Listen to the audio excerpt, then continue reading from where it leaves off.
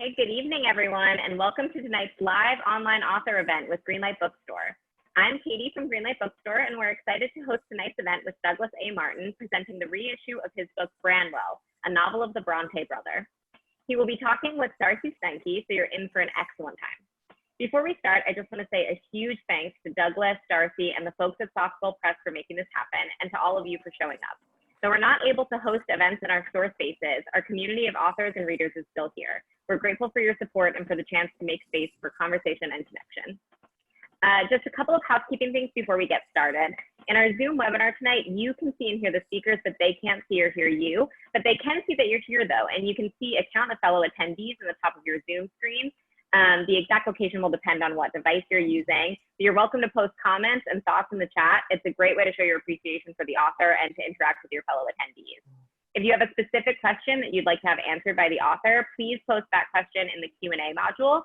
You can find it by clicking on the icon that looks like two speech balloons, and we'll be pulling from questions only from the Q&A to be answered in the later part of the program, so please make sure you're posting them there and not in the chat. We'll be recording tonight's event, so look for the video or audio versions on our social media channels later on.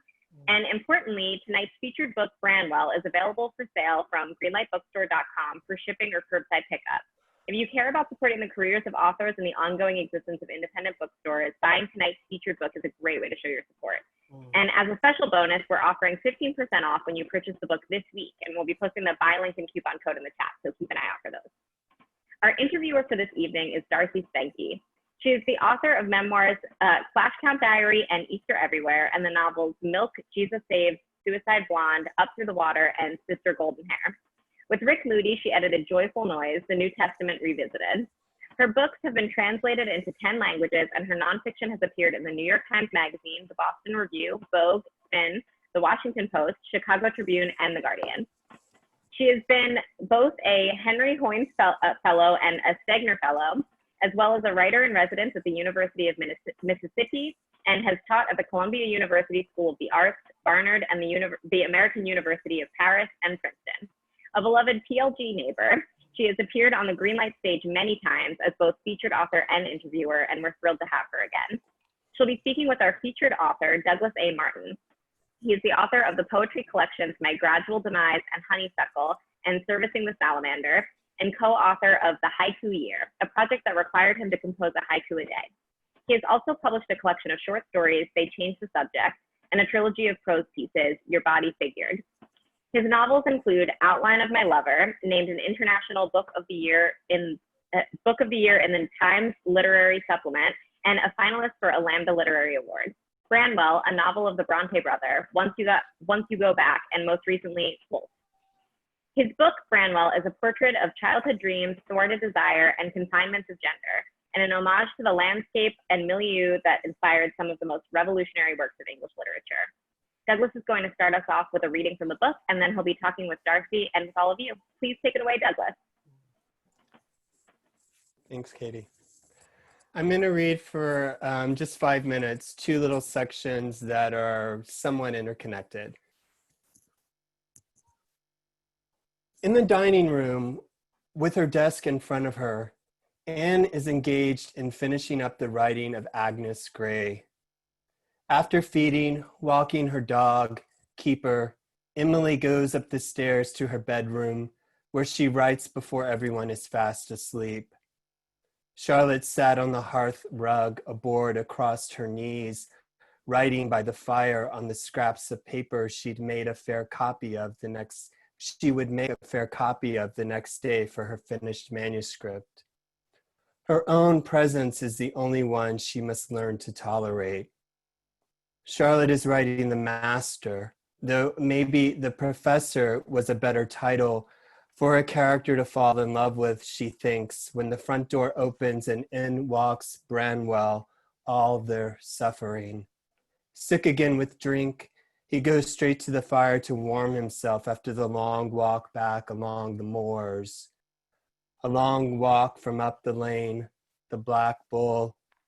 He begins to cough, his cough a rattle ungluing his lungs, and then his chest heaves. Snow or mud or phlegm speckles the shirt front of his weak suit. Charlotte won't even look at him. She adjusts her reserve, her spine an erect column of exclamations poised to rail against him. She has work to do. All of them do. All of his sisters. And upstairs, their father is dying. Even from where she sits, she can smell about him the black bull. Or tonight, has he been to the white horse? Lion. He's not afraid to answer back to Charlotte, but he is afraid of getting any closer, of going up to her to ask to see what she's writing. And that's the way she wants it. He'd never be able to understand, not him. He's gone upstairs to where Emily is writing and will show him something. He knocks on the door to the small room. It's like there's a confessional between them. He'd hoped she'd still be there to talk to, still up. Tonight, he's been to the old cock. She's waited up for him. Bent over the quiet white of the page, she's waited for his interruption coming. These characters would all still be there, she's sure of it, tomorrow, and he's their brother.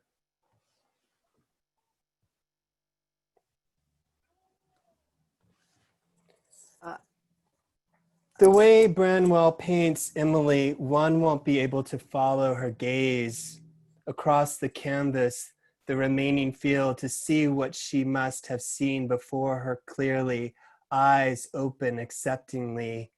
Emily wears a dress off her shoulder. He can catch Emily in a way he can catch no one else. Emily, she's always thinking with her head turned in profile. She's pretty in her silent way, blue eyes already graying at this early age. Her way is mild and introspective with all in the house. The two of them remember a day between them. How once as a child, Emily had gone into a rage over trying to keep the carpet clean, having to keep the carpet clean again, and she'd held a knife from the kitchen to her own throat.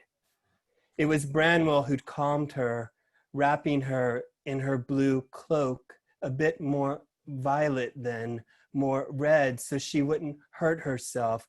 Then she'd gone up the stairs to sleep off her fit. Such things presaged a different temperament.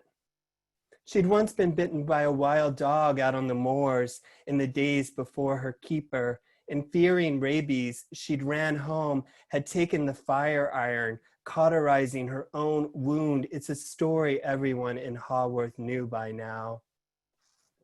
He'd been bitten once too, and he'd never be able to treat his own wounds the way she did.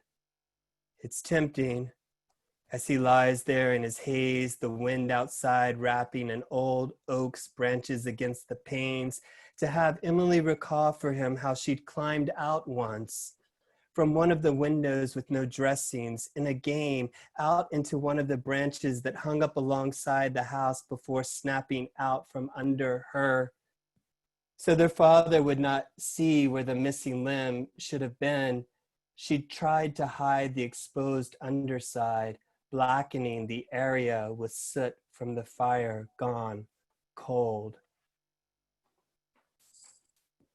Thank you.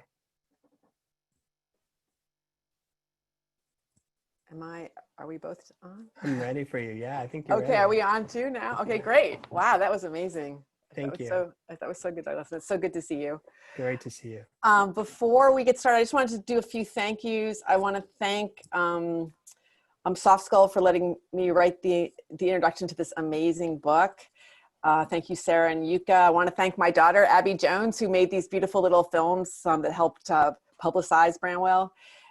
Thank you, Katie at Greenlight, and thank you to Jessica, actually Rebecca too. I love Greenlight Bookstore, and I live in Brooklyn and Lefferts Gardens, and I live about 2 blocks from it, and it's a holy place to me. So, okay, here we go, Branwell. Okay, so, I mean, should we give a little context about ourselves first? I think we kind of should, right? Sure. All right, so we've known each other. Yeah, so we've known each other for like 30 years or something, or 25 years. So not 30 yet, 20. All right, 20. Okay, so Dallas, no, I don't think I'd had Abby yet, had I? 1999, Abby was about two or three. Very possessive. Okay. She's so come a long way. I was teaching at the New School, and Douglas was in my class, and so he was, extremely talented student. And that's one wonderful thing about teaching, is that sometimes your wonderful students become your actually very important and wonderful friends too. So that's been an amazing thing. So we've been really good friends for a long time. Douglas would come to when I was a new mother, it's hard to have like any social life. So Douglas would come to my office hours, and we would talk about books and movies, and that was and we would tell each other about our lives. I also remember once I was worried that I had head lice because Abby had head lice. Oh, yeah. And I remember that you actually checked me for head lice. So I think that's like really the sign of a very, very good friend. Okay. So, yes. So I just want to say I'm grateful to you on many levels. So, so we've known each other for a long time. Do you want to say something about that too before we get started, or? I would say that also, like the time that you were a new mother, I was a new writer. And much true. like it's hard to have a social life with a new child, I was finding it very difficult to have any sort of life as a new writer who had published one book and was somewhat pitched to make a possible splash with my next book. Career stuff had set up in a certain way, and I was writing, and I would write all day long. And the only real mooring for me to some sort of reality that I could actually still do this was to come see you at the New School with that kind of open door policy. Yeah, I mean, I think I'd been out of school just for a year or so, and I was really kind of I was lost, career-wise, also life-wise. Yeah, that's interesting. So we needed each other. Yeah. I think I heard a cat crying. Did I? That was Ursula in the yard. Oh, that's good. My extended family is projecting this in the yard. Amazing. Well, now we actually have a young child, which was this. I think she was the same age as Abby too. So that's kind of amazing. Yeah. All right. So let's get started on Branwell. Okay. So this book first came out in 2005, and I remember that we were talking about it. But I thought you could maybe reflect on how different your life was then, and then also how this book sort of came to be, and maybe the difference between, this might be too much long of a question, but the difference between the book coming out then and the book coming out now. But maybe give us a little bit of the groundwork and the roots of the book, in 2005, when you were writing it, I guess in 2003 and 2004, right? I was writing it, I was thinking about this, I was writing it really in 2002. The idea had started kind of around that, and I wrote it pretty furiously and fastly. It's the quickest book I've ever written. I was, while I was getting my traction as a writer and waiting to see if anything was going to happen viably where I could actually have a career, sustaining myself as a writer, I was doing all this adjuncting. And so I had gotten very frustrated where I was teaching 6 classes a day to try to make ends meet as an adjunct, and realized that, I was reading only student work, which can be great, but it was the only thing I was able to ingest. There was only so many hours in the day. So I came up with the brilliant idea that I would go to do a PhD because I'm somebody who's always escaped to school. School is always, I was the student who, there was nothing I hated more than summer vacation, because I meant I was the latchkey kid again at home, and I just wanted to go to I school. remember really encouraging you to do that too, because I remember at first you were thinking of it maybe the writing thing won't work, I could get a PhD. I'm like, but just get a PhD and see what happens. You can be both, and that's what happened actually, right?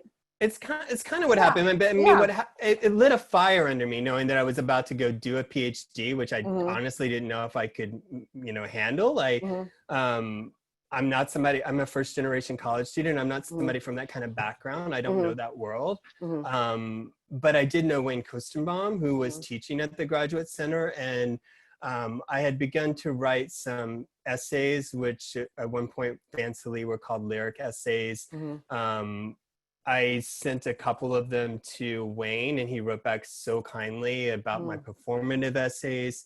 And I just asked him, it was the only PhD program I applied to. I asked him, is this the kind of writing I could do if I went to the graduate center at CUNY? And he assured me that he would be supportive of me. It would not be easy. And he fought many battles on my behalf, and I'm forever thankful, that academic writing need not be deadly, right, unreadable. Yeah. Right. So I had that lined up to go in like the fall of 2003. And so I knew that that summer of 2003 was the last time I was going to be able to work as a novelist for a really long time. And so I spent the 3 months of the summer in a study carrel up in Bope's library before those were, when the public could still access that, and I would go in the morning and I would write from about 9 a.m. until, 9 at night. I would spend about 12 hours a day in the library with an hour break, maybe for lunch or something like that. Thinking like, I have got to write this novel because after that, I may never know how to write a novel again. Right. And Yeah. I mean, I think it did. And I mean, it's interesting thought, because whatever happens to you, whether it's education or relationships or some kind of trauma, I mean, it changes you, and that's going to change like your prose, actually both your prose style, actually, and your, the way you're angled at your subject matter. Right. But that's a positive thing, isn't it? Like the things that change you, change your prose, right? It is positive, but I mean, if you're writing to find an identity and to cement an identity and create an identity for yourself, which is what first drew me to writing, which is why my first works were autobiographically based. I felt like I needed to have a say in who I might be. Right. And so that then became its own scary thing to like kind of begin to feel a sense of identity, and then to be asked to not write about myself anymore. You know? So that was all right. But so I have a thing, because that's not actually my next question, but I've always thought of it. It's very like interesting to hear you say that you think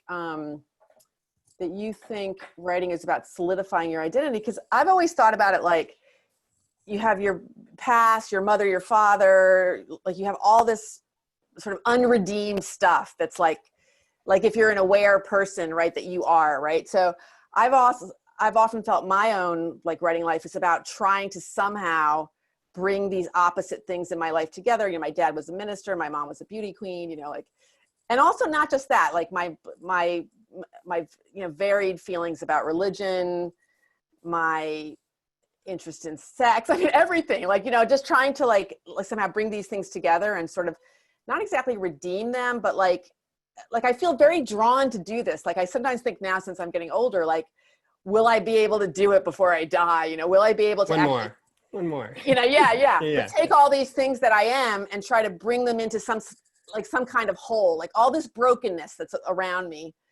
And like some of it very rich brokenness, and some of it sad brokenness, some of it like not sad, but how can I redeem that and bring it into a whole? I feel myself very drawn to that, but maybe that's what you mean by a solid. Maybe you're like saying the end thing, not the process I'm talking about. I mean, what I'm saying is, I mean, even like solidify an identity, what I mean is like allowing an identity to breathe. Like when I look back at my early, like outline of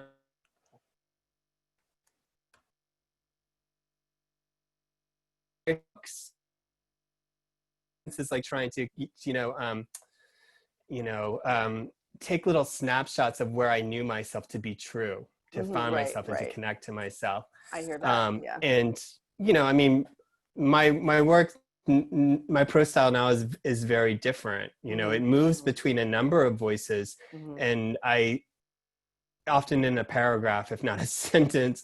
And I mean, I think I learned a lot of that in writing Branwell. And so part of Branwell, the project of Branwell as well, was how to leave behind an autobiographical but not feel like I was leaving behind necessarily a sensibility. Yeah, right. Yeah. I hear that. Yeah. And I mean, so the idea too that you can, I mean, I find that to be such a generous thing. I have some questions about that too, but that you can use some of your own life experience, your own emotion, your own passion to enliven this character, I mean, I always remember hearing Peter Grolnick talk about his biography of Elvis, and somebody was talking about a scene where Elvis was fighting with his father or something.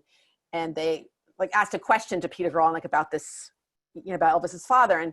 And Peter Grolnick said that's father's not Elvis's father. That father is my father. Like, you know, he was very honest about like, I'm working out my own self through Elvis, you know, which many people have done, but he did it like over, you know, 2 volumes and like 800 pages, you know, but, so I think there's something so interesting about that. And really so generous too. That's, you know, but let's go back to this idea, because my next question is about style. Cause I remember when we worked together, actually you were my student and then actually you were my thesis student.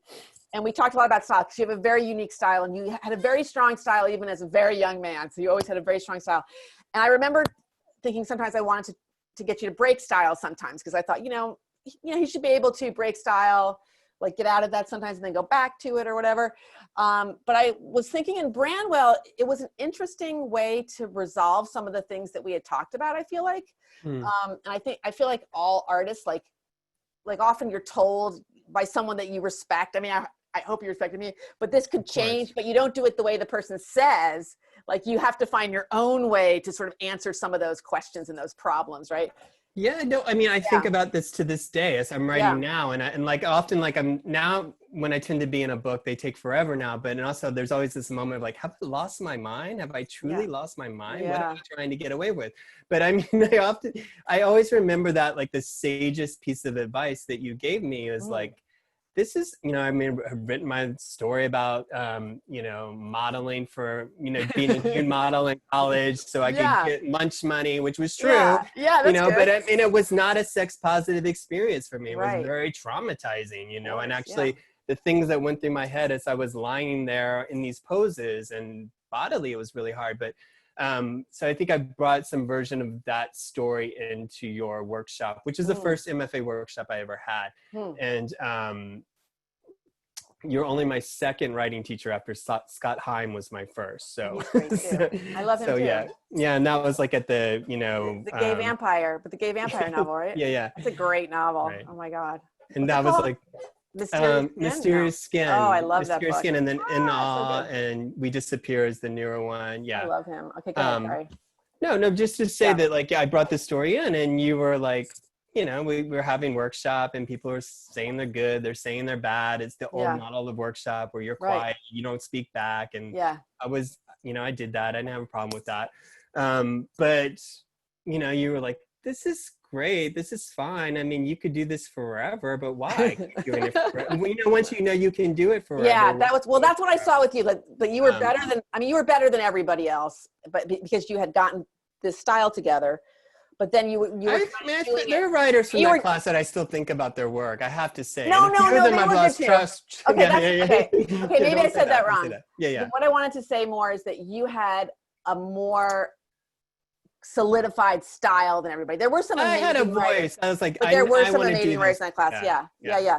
I was like, I want to do this like this, and I know I want to do this like this. Exactly. I'm not searching, and that's the thing. Yeah. But that's where I want to talk about Branwell, because I feel like that's the thing. Like when I read Branwell, I was like, oh, okay, he's figuring this out, because so many historical fictions. I mean, some of them are amazing, of course, but there's a lot. Like sometimes they're a little stiff. I feel like they can't quite get over the fact that they're writing about a time in the past, and that, like, and what's so amazing about your book, Branwell, is that you don't feel any of that. You feel the immediacy of the family. You feel very intimate with Branwell. And I thought that it was interesting that your style, that on the one hand was seeming sometimes maybe to like, not exactly strangle, but, really, sort of get very close to the subjects in a way that I didn't think always so much completely helpful, worked perfectly on Branwell. So it was so fascinating, because it was the combination of this like amazing, this really cool style that was already so advanced, and then this idea of this historical person who you had to then, try to fit into the style that you had already established, I thought maybe you could talk about how is the style so intimate? I mean, in Branwell particularly, but you could speak in general as well if you want. Like, do you think about it? How did you develop it? Like, I thought you could maybe talk about it a little bit, your very intimate style. I don't think of Branwell as an intimate style. I think of it as more like a chamber, piece,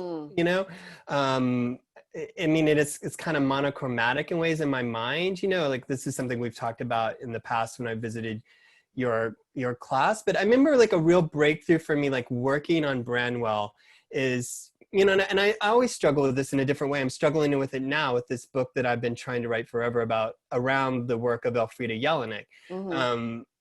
It's like I keep thinking like I just got to find the voice and then I'll be able to do it front to back. And it's like, no, actually I'm in a book that is going to take many voices, and I have to figure out how to hold those voices together in concert in some way. And Branwell is a sparer version of that. And so one of the first breakthroughs for me working on Branwell and advancing with Branwell was realizing like, actually the paragraph is a family headspace.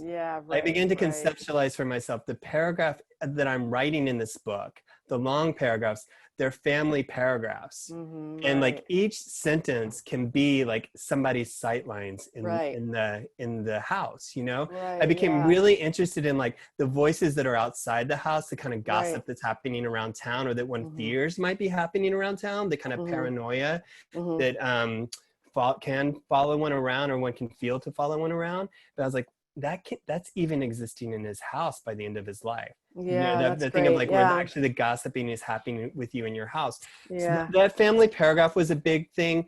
But also you were speaking earlier about breaking style and encouraging me to break style. And what allowed me to push myself out into that, you know, unknown land was not like, how was I going to break my style, but like the people that I emulated, that I wanted to emulate, the people that I idolized, to read deeply enough in their long, vast body of work to see how their style had broken, where and why, that's interesting. in terms of their life development. Very good point. Yeah, no, I'm very fascinated with that too. Like, you know, the whole idea of like early Virginia Woolf and late Virginia Woolf. And it's that's how you learn. That's very fascinating. That's how you learn. Totally. That's like so true. So when I was working on my foreword for your book, and I'm sure most people know but you know, the book is about Branwell Brontë, one of the Brontë siblings. I was really pleased to see in my own research for the foreword how many really close male friends Branwell had. And there's a sense of that in your novel too. But doing research, I found out more. You know, I got to read their correspondence and stuff. And I just thought that it was very interesting. Like, I was wondering if you could talk sort of about like reading these male friendships and how those, you know, how that helped you construct the book. Like, I thought that would be an interesting thing. I think there was Leland, the sculptor, was a very good friend, right? I think there's a friend that was a train conductor, I think, right? There was a sexton, like a church. John Brown. John Brown, like this. I mean, John Brown was a very close friend, right? Very, very. And also how they cared for him as he declined, like into alcoholism and addiction. I mean, that to me was a very like interesting thing to read too, like, because you hear about people writing people off, but there was a lot of care, a lot of lending money, a lot of care and love. I mean, right? I mean, actually came from these men who were close to Branwell. So I wondered if you could talk about that. I think it became a different way of being held for him. I mean, he was the darling of the family, and that's at one point he grew out of that, you know, and he wasn't able to kind of, in my interpretation, in my portrayal, he's not able to create a personage or mature in a way that they can continue to idolize him and hold him up. But I think that's very different in the kind of male bonding spaces that he moves into. Like, I mean, he was definitely able to still be the star of the bar room, you know. I want to say ballroom, and I do think there's a bit of that as well. And kind of like, you know, like what can happen in those spaces where like, you know, like, look, I mean, like, alcohol is there to break down the social inhibitions. Perhaps men can be more bodily close than they would have been. It's an exclusive space for better, you know. And I think I was at an advantage at the time that I was writing Branwell, and that I did not have those friendships. I was outside of them, so I could be objective about them. I also, you know, it was the time where I like didn't drink at all either. So I mean, there was these things that like that I gave to him that I think for myself, I was afraid of taking over my own life. And I feel like that writing through him in a way, I was able to not exactly make peace, but like kind of open up some room for me to move, the idea of me moving through it. That's interesting. Yeah, that's very interesting. So what about the idea of, there's this, the term like queering history, telling stories that are not necessarily of characters that have been defined as, straight or gay, but gay particularly. And then, going in there and doing that important work to sort of imagine what these lives were like. I mean, do you have ideas about this or? Well, I mean, I knew that I mean, for me, like, I knew that when I was going into it, I was like, I wasn't writing a biography, partly because I think, for me, like traditional biography, it just doesn't hold queer space, the more traditional biography. And at the time, I was there's a lot more work that's been done now, even in the last 15 years since I wrote this book. And the book would look very different if I was writing it today. If I was sitting down to write it today, my angle of attack would be very different. But at the time, what I had was the library. I mean, honestly, this is like, Twitter's not been born yet. Wikipedia is just beginning to fumble around. People, so like you want to know about the Brontes, you go to the library, and I did, and or visit Haworth and talk to the people, which I didn't have the resources to do. So I went to the library, and the library was open to me, and I went in there.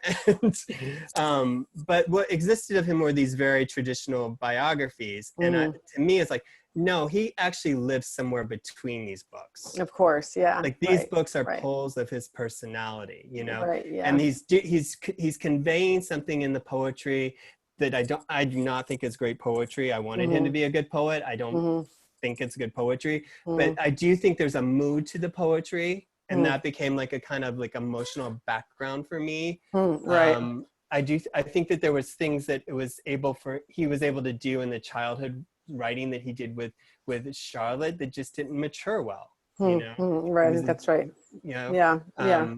So I wanted to write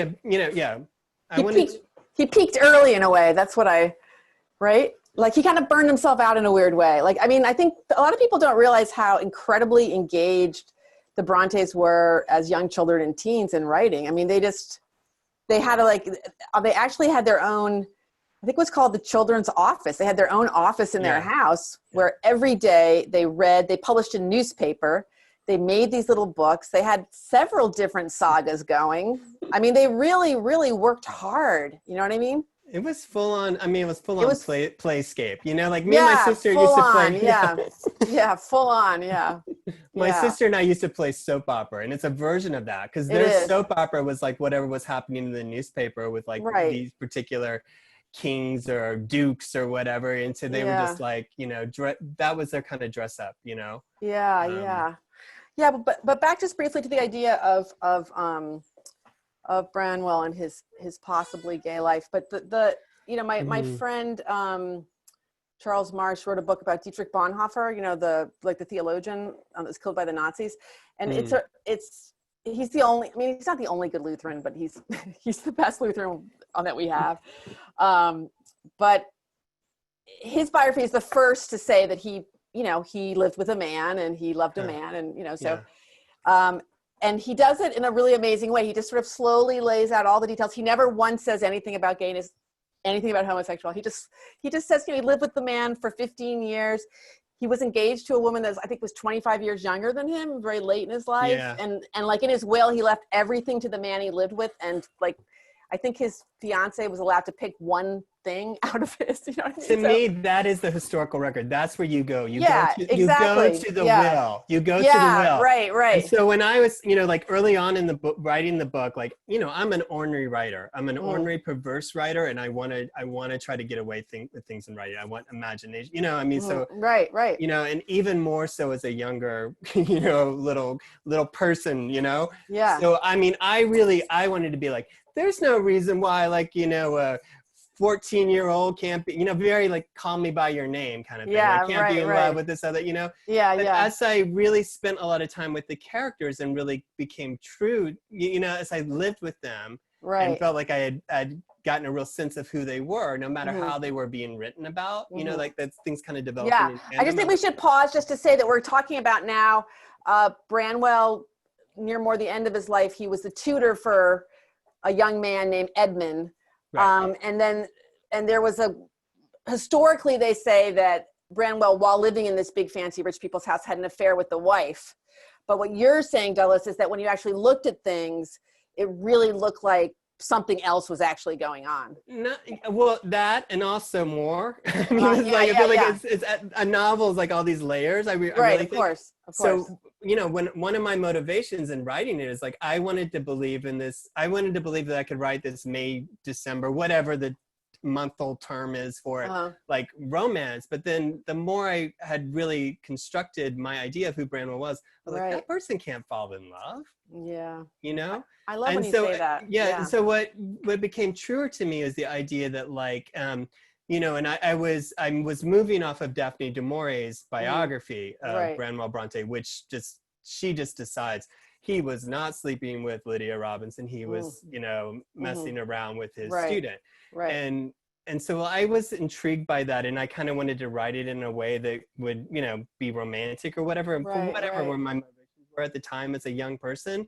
But then it was like, no, that person can't fall in love like that. But definitely that boy could idolize him. Yeah. And he could be setting, without doing anything that nefarious. Right. The family can definitely decide this person is a very bad influence. Yeah, bad influence. No, I really... Hanging out with the stable hands. I know, yeah. You know, they're meant to be teaching our boy classics. I love what you said about, because I think that's so true. To me, that's just so brave, because I feel like when you work with the character and you have one idea of what's going to happen, right? You're like, okay, this is going to be a romance, or this is going to be this, or this is going to be that. And then when you worked with the character long enough, and then you really had to say to yourself, this person he's not mature enough to really have love, you know? So I think that's to me, it's like, I always really like it, like when you say that, because I think that's kind of, it kind of encapsulates, you know, in some ways what our work is. I think people think, I mean, sometimes like the idea of writing is you're going to write a story, it's going to be the story. But like when you work with these characters, a lot of times you can't make the thing happen that you want it to happen. You have to wait and see like what is going to happen. You know, it's like, so and this reminds me of this other thing that I wanted to ask you, which is that, you know, I taught this book a lot in my classes, and a lot of times we would talk about the idea that while Emily and Charlotte and Anne even, but particularly Emily and Charlotte could move their own stories, their own romances, their own ideas about desire, like into a narrative. They could, you know, it could be like the narrative could be a receptacle for their desire. Like in some ways, Branwell wasn't really able to do that because there was really no defined gay identity then, and there'd be no way to really write that story. So I wonder if you wanted to kind of spin off from that a little bit. Sure. I mean, I would just like I would just like remind people historically, like it was when we talk about the revolutionary works of the Brontes. I mean, I think Wuthering Heights is its own thing. Yeah. You know, I mean, Wuthering Heights is its own thing. It was the only book I could read after September 11th, 2001. It was the only book that made any sense to me. And in a way, I do think like that also paved a way towards like moving into Branwell a year later, because that world was. It lived despite anything that was happening in the world. But to say that, like, you know, when people talk about the revolutionary works of the Brontes or Jane Eyre in particular, it's simply that she's writing in the first person. You know, so I mean, like that's news to people. So the fact that like, oh, now you're going to code your inchoate, you know, homosexual desire, which I wouldn't even call it that. Which is the other thing that I was writing against, is the idea that we can impose our understanding and our identities on there. It's like the word did not exist. Right. And so that also became the space that I was able to, I felt like, really create and compose from. How do you write these ideas or around these ideas when the words aren't there to encapsulate them? Yeah. And what do words and naming often actually shut down? Right. Well, that's why in some ways the book, all these years later, it's so important that you took on this work, right? Thank you. So let's talk about Jean Rice's Wide Sargasso Sea, which is a book about the first Mrs. Rochester, right? Like Bertha, who ends up in the attic, and you know, who's called the mad woman in the attic, which is completely unfair, but let's talk about that. Rightly so. Rightly so. Yeah, right. But let's talk about the Jean Rice's like influence, that book's influence on Branwell, because I think you've mentioned that to me before. Yeah. Yeah, I mean, as I was writing it and composing it and writing it at kind of like at a breakneck speed, or as my, teacher at the time, even Colin Torbeen, would say, I was writing it on the hoof, Yeah. It's like you want to feel like you're continuing to progress each day, and the materials continuing to gain traction and become richer and richer. Right. And so often when I would hit a wall, I would need to introduce another stage, And so then I began to think about Jean Rhys's Wide Sargasso Sea and what happened there. And that also, Jean Rhys is another example of that breaking style that I'm talking about. In that her early works are written, as these, monologues almost of the woman of desperation, which I was doing my own version of, like the young lost boy of desperation.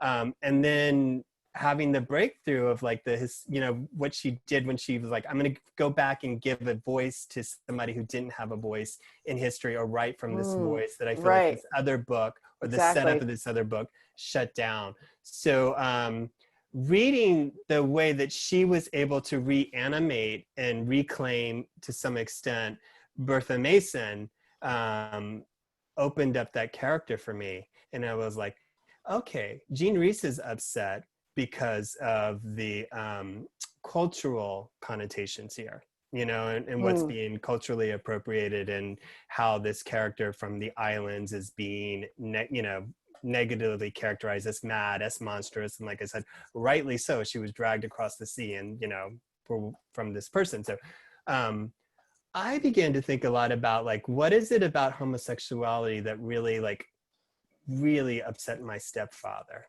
Because you're not acting like a man. Yeah. And I was like, oh, well, Branwell's not acting like a man. Right, exactly. Is Branwell Bertha Mason?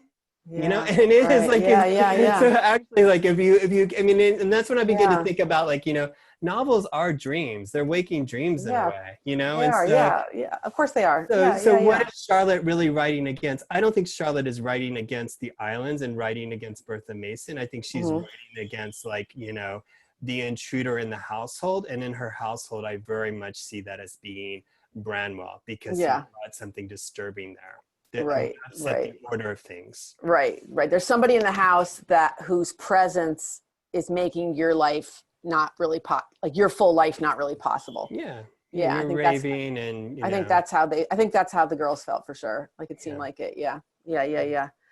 It's so always so telling to me. I just want to say about the girls, it's always so telling to me when people are like, retroactively or retrospectively construct this even utopia of the three sisters together. It's like, Charlotte dragged Emily into publishing. I'm glad she did, because I'm glad for Wuthering Heights. Anne Bronte was like, do not bury me at that parsonage. I want to be buried at the place where I was able to get away and get some peace. Like, that's the kind of things that speak to me. Yeah, that's interesting. Yeah. All right, let me just do one little question before we open it up a little bit more. So, I mean, this is very broad, but so why do you think there's the Brontes are so fascinating and there's so much obsession around them? Do you have any ideas about this?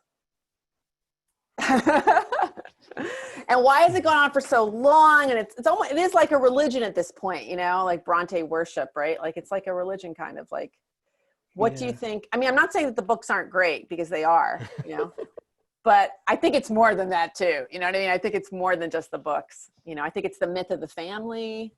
I mean, they hold so much. They hold so much, and they hold so much in the English imaginary, particularly. Right. And I think that's something that people don't talk about enough. And it was one of my motivations in writing Branwell, is how big of an issue class actually was for them. They're writing because they don't have other life options. Their professionalization was to become governesses. Yeah, right. And that wasn't going to cut it. So, like, you got to write this bestseller. I mean, they're interesting, and too, as far as feminism goes, is supposedly the women never were interested in getting married at all, really. I mean, Charlotte got married later, but that was only kind of like, well, my sisters are gone, my family's gone. But the fact that his name is Belle, that's all making sense. I know. But the fact that the sisters were so uninterested in marrying too, that I think that seems really, it fascinates a lot of people too. There was this I mean, they were sort of like the best writing workshop there ever was. You know what I mean? Like, maybe that's it. Yeah. Maybe that's it. All right, so let's see. Let me see if we have any questions. I don't think we do yet. I can't really tell, but we can just keep going ourselves. What about, let's see, what do I have here?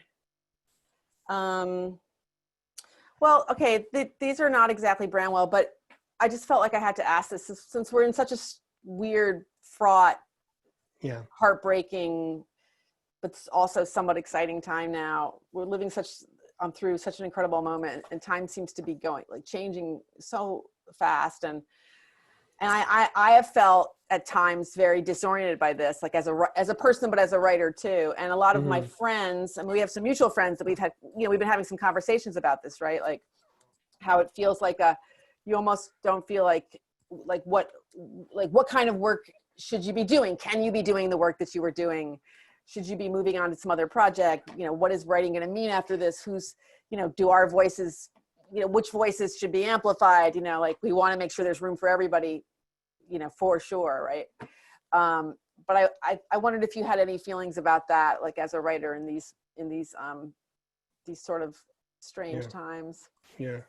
I mean, I think about it every day now when I sit down at the desk. I still sit down at the desk and I think about it. And one of the ways that allows me to go forward in working, and I do think writing is its own work,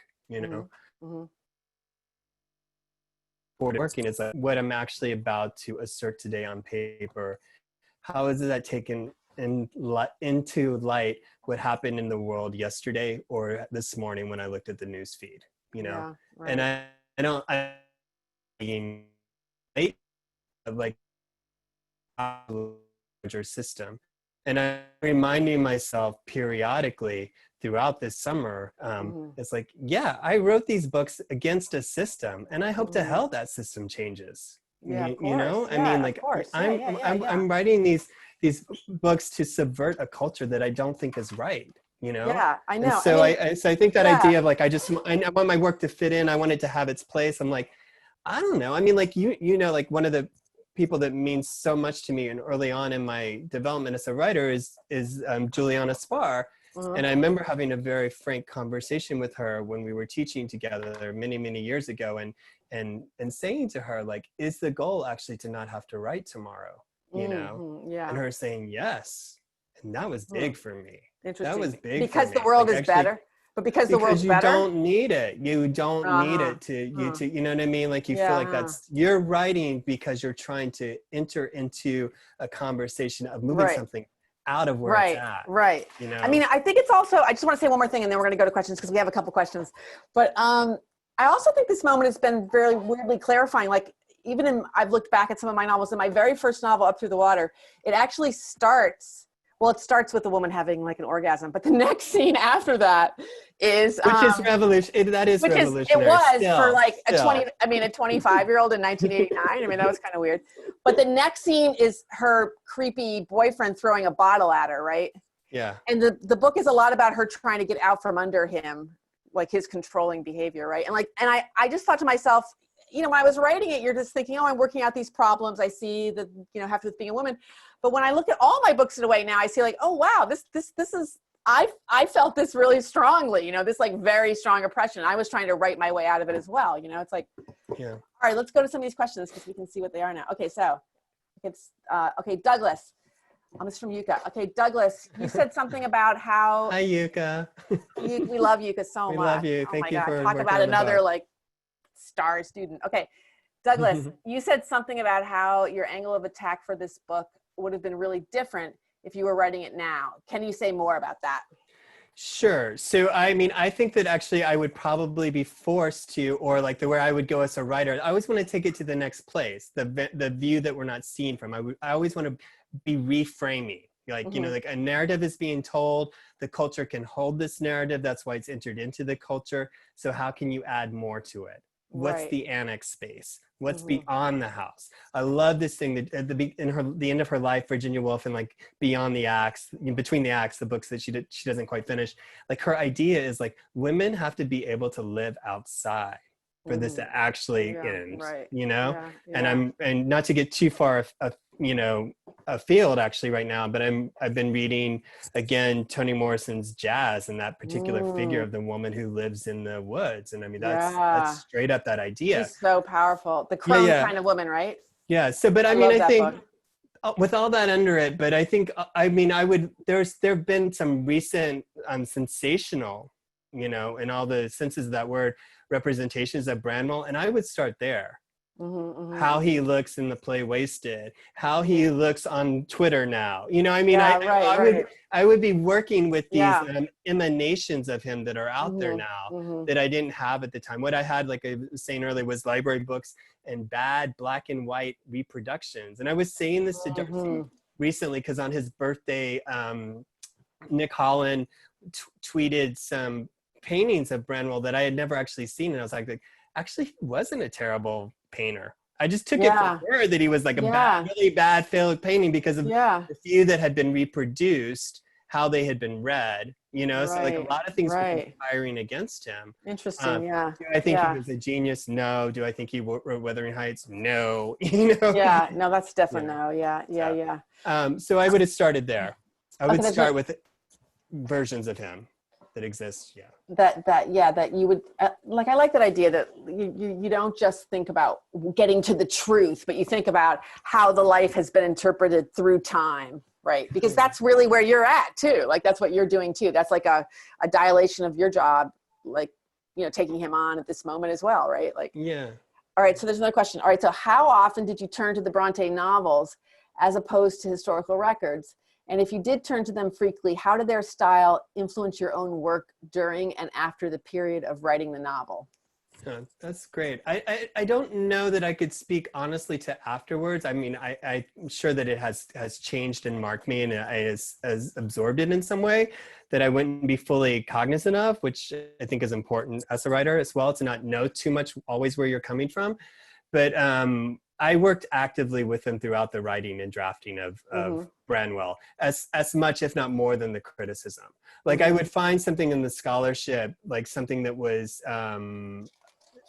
asserted or related as empirical fact, and then I would search for somewhere in the fabric of their fictional worlds where I felt like that had been set or stained in a certain way. And I was like, okay, so these things also exist from Branwell, and you want to do that, because he's living in the house in this close proximity with these three people that have these fictional sensibilities, and so what is his version of that going to look like, Right. Yeah. Like what they're working off of. How is he working off that as well? Yeah. I mean, they're seeing the same things, but it's like, my brother likes a different outfit than I like. You know what I mean? Or like, this is my sister, but my sister also, I know how she's going to say that, this and the other about this thing that happened, Yeah. I mean, I think I just want to go back for a minute because I keep thinking about what you said about the paragraph as a family. It's such an interesting idea. It would be interesting to do that and not have it be a family, but have it be like a garden or something too. Like try to do like everything, right? Yeah. Like do because that is how the world actually is. Like everyone has but when I was looking at the book again today, I'm so familiar with it. I love it so much. I was remembering Anne's doing this, Charlotte's over here doing this. And I feel like there's not many books, and this is, every time I read it, I sort of think this again. I feel like to me, there aren't many books. I mean, there are books about families that have chapters about, from the sister's point of view, from the grandmother's point of view. But this book, I think, gets the swirl of family life, the sort of hecticness of family life, the beauty of it, the intimacy of it, the sort of terribleness of it too, and that you're living with these people who have feelings and may be angry at you, like it gets it very, very well. And I think that's not the easiest thing in the world to do, to like write a novel sort of a family, because it's about Branwell being in this family and both encouraged and loved, but also trapped by this family. But it's about the family as kind of an organism, like a living thing, right? Yeah. And I think that's really great. Thank you. Yeah. I just want to throw that out there again. Okay, we have some more questions. Okay, wait. Okay, they're coming now fast. Okay, this is from Heather. As the clock winds down. Yeah, this is from Heather Bartell, but let's try to get to Oh, hi Heather. Hi Heather. Yeah, Love you. Okay, Douglas, what are your thoughts on being singled out as special at a young age? How does it affect childhood, boyhood? I just started Wolf Actually, and Wolf is Douglas's amazing new novel that just came out, I think last month, right? Yeah, it came out along with another reprint of his amazing book, like Outline of My Lover. So those are two to look for. All right. So can you answer Heather's question? Sure. So like the idea is like, what does it feel like personally? Or, I mean, I just lost the question a little bit. Okay. So Douglas, what are your thoughts on being singled out as special at a young age? How does it affect childhood, boyhood? I mean, maybe this is kind of about Branwell it could be about you, but it could also be about Branwell too. Like, I mean, Branwell was thought to be like special, like a favored son, right? Like, yeah. I mean, my thought about it is where my strongest connection to it and where I write mostly from, and definitely wrote, very magnetic place of writing Branwell from, like the truth of the emotion for me is that being singled out based on gender. Right. I mean, I really remember as a young child who didn't particularly think of myself as a boy, but I was told I was the man of the house now when my father left at 5. And I'm like, this is really a lot, a lot to take on. So, I mean, I think that the idea that one is more entitled because of one's gender, and I do think that kind of signaling out happens really early, I mean, I think that, well, now they have gender reveal parties, right? Which is just so well, that's what I'm saying. Crazy. I would be curious how. I mean, I think like maybe indeed the answer might be like raising the child without a gender until the child decides I recognize that is who I am, rather than it being imposed. Yeah, and I guess it's similar to being like told like you're talented or whatever, but never. That with Branwell had that, and I was outside of that, I could see that. I felt like I was always trying really, really hard and never quite making the mark. And so there's when I meet up with Branwell. I mean, I was an undergrad in college when I published my first book of poetry, nobody at the college cared, that I was 20 and I published a book of poem, I mean, I would do my slam poetry and I would not get 10s, so I was like, I'm just not getting, I'm not doing something. You wanted to, you wanted to be gifted, but you were gifted. You were gifted. Actually, let's just do this. We have one more. I wanted to be recognized as okay, more than gifted, like okay. Yeah, like that you were a person in the world. That I could do, that I can make. Yeah. Right. All right. So let's. Chinsung Lee has this really great question. So interesting what you discussed about studying the shifts in writer styles, and yes, so true about Jean Rice. You've both been writing for several years. How do you each feel about the evolution of your own styles?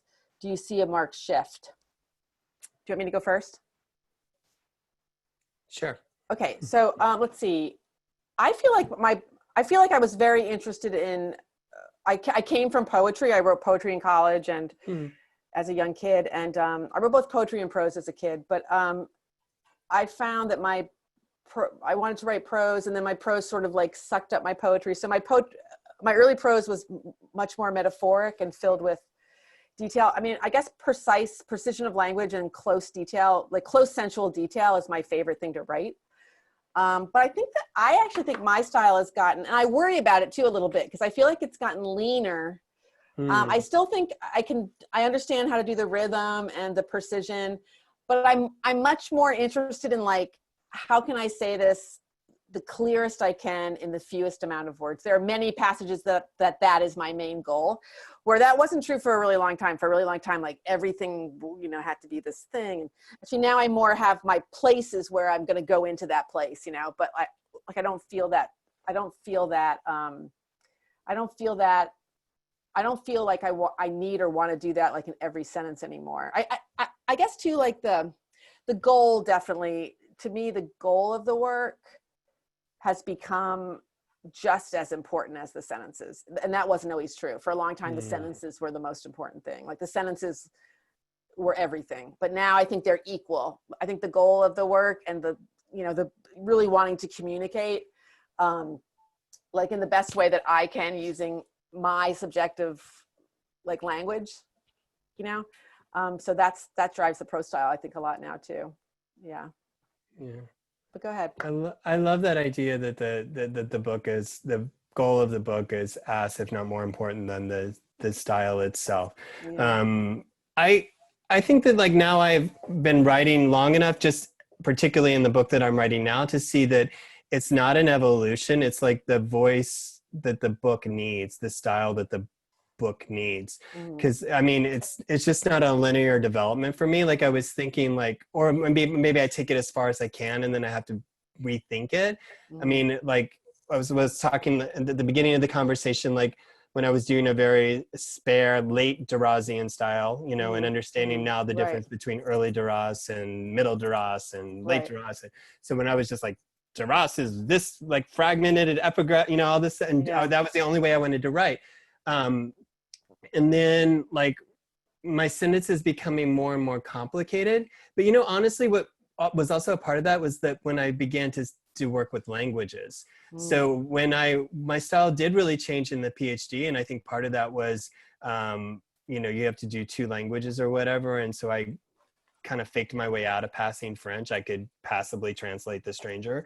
So then I concentrated on So then I like, you know, I did German, and the style of the German sentence, understanding how meaning was made in a German sentence, changed how I thought the sentence in English could be used. And I think that's a lot of that is Oliver Wolf.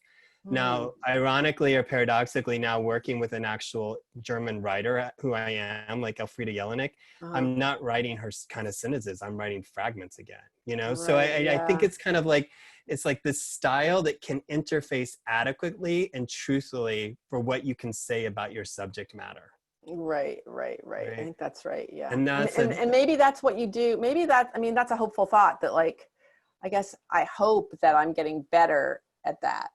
You know what I mean? Like that like myself, I'm trying to get myself out of the way more, you know what I mean? Yeah. And like I mean, I don't know if I believe in the idea of the conduit and the creative force and all that, but I'm trying to get my own ideas of how I want, you know, the beauty of the sentence or the delicacy of the sentence. I'm trying to get myself out of the way. So whatever is going to be there just can be there, you know, just can be a communication, you know, like. I want to do what I have to do to open up the emotion within the work. Yeah. And that to me is like, you know, there's an early, very influential to me, early Carol Maceau essay in her book, Break Every Rules.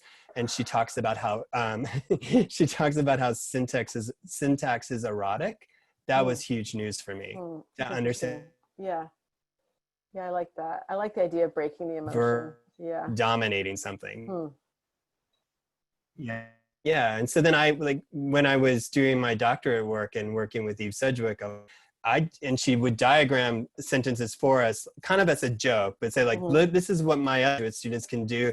They can diagram a sentence in Henry James and show you where's the top and where's the bottom. And I was like, now I want to write a versatile sentence. What's that going to look like? You know, this sentence that actually backs up on itself and wraps around itself. So, so now I'm trying to write a sentence that can stand in adequate befuddlement before the poetics of Elfriede Jelinek.